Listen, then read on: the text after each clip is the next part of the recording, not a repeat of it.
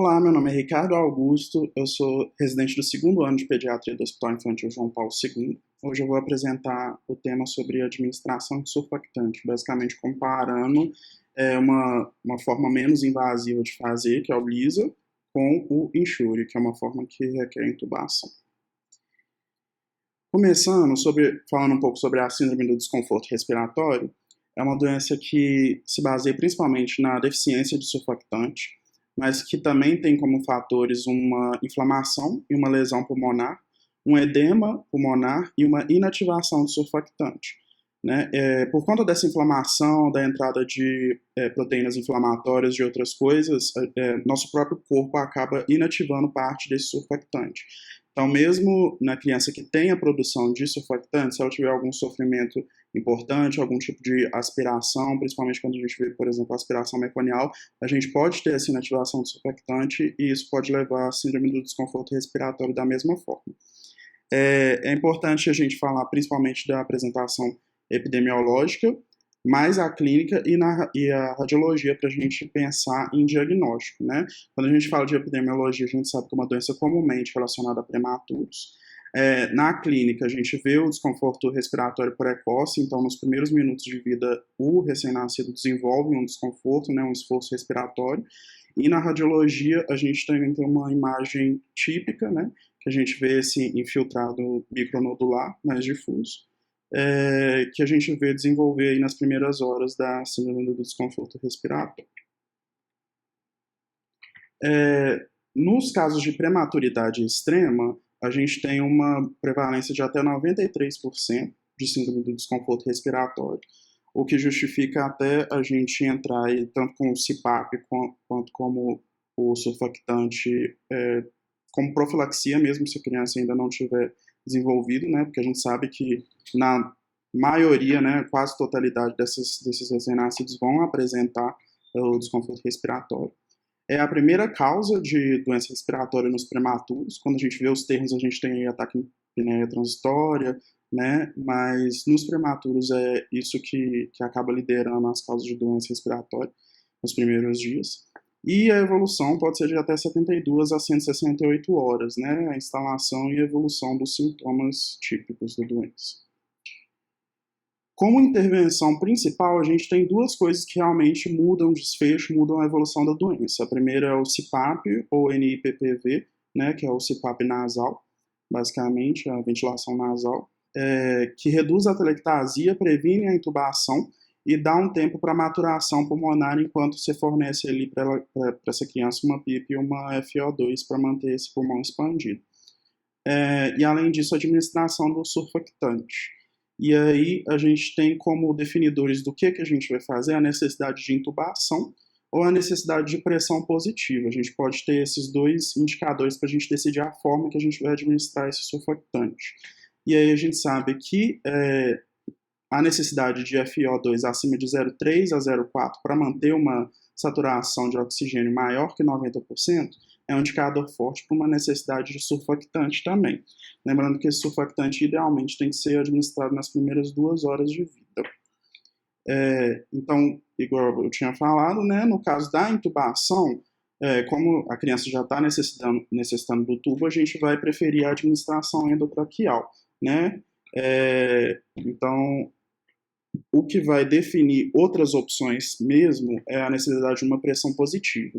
Então, aquela criança que caiu na VNI, no CPAP, se ela estiver precisando de valores mais altos de FO2, a gente vai definir uma técnica diferente para ela, né? No caso, a gente pode usar uma técnica menos invasiva, que é o caso do LISA, que eu vou falar hoje, ou o MIST, e uma técnica um pouco mais invasiva, que requer uma intubação transitória, que é o Ensure. Para fazer esse trabalho, então, eu usei como base um artigo que compara essas duas formas de administração do surfactante.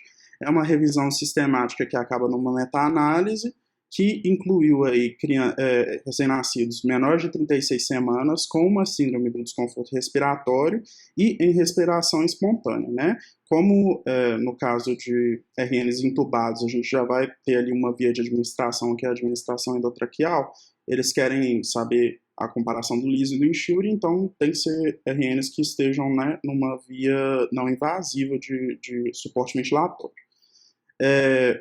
Os estudos clínicos que eles pegaram são os que comparam diretamente o LISA e o Ensure, e que usam aí como desfechos a mortalidade, a prevalência de pneumotórax, a necessidade de ventilação mecânica depois, a broncodisplasia, né, como uma das complicações, e complicações do sistema nervoso central, que é o caso da hemorragia peri-intraventricular, por exemplo.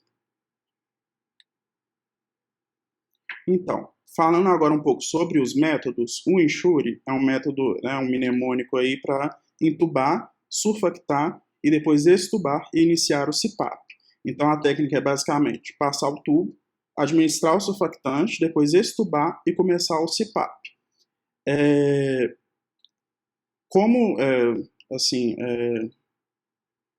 efeito colateral, né, como uma possível, um possível desfecho, a gente tem lesões diretas, como a gente precisa, né, fazer a intubação e a extubação, é uma das coisas que a gente costuma destacar. O LISA, que é o menos invasivo, vai ser a passagem de um catéter endotraqueal na criança em uso de CPAP, preferencialmente sem usar algum tipo de medicação que possa reduzir, porque você quer que a criança esteja em respiração espontânea no momento que você faz. Então, as medicações para sedar não são tão utilizadas assim no LISA, justamente por isso.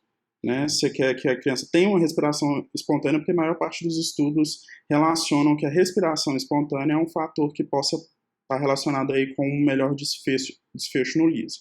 Então, no total, foram analisados 16 artigos com 1.944 pacientes.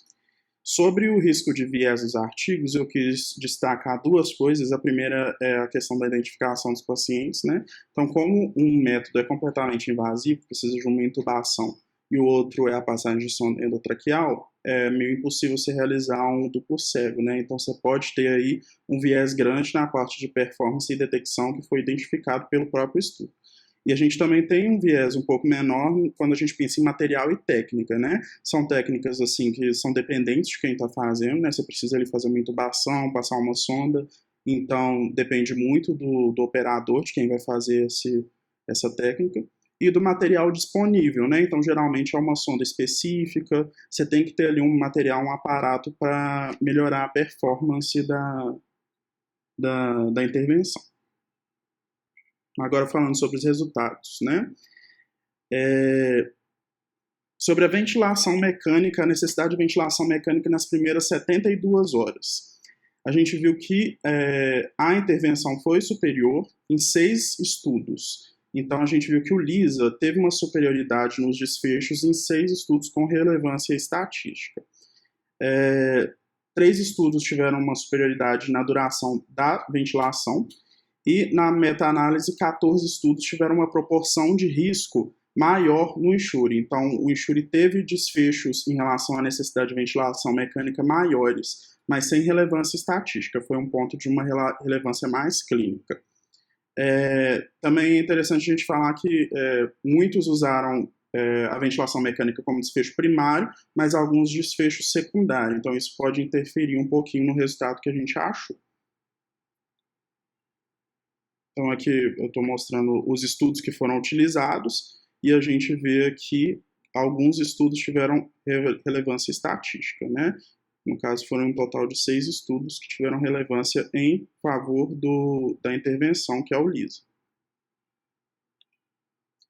Em relação ao desenvolvimento de broncodisplasia pulmonar, a gente tem 2 estudos com relevância estatística, mas, mais uma vez, a proporção de risco foi observada por ser maior no Ensure em cerca de 3 estudos, né? Sem relevância estatística, mas com uma relevância clínica.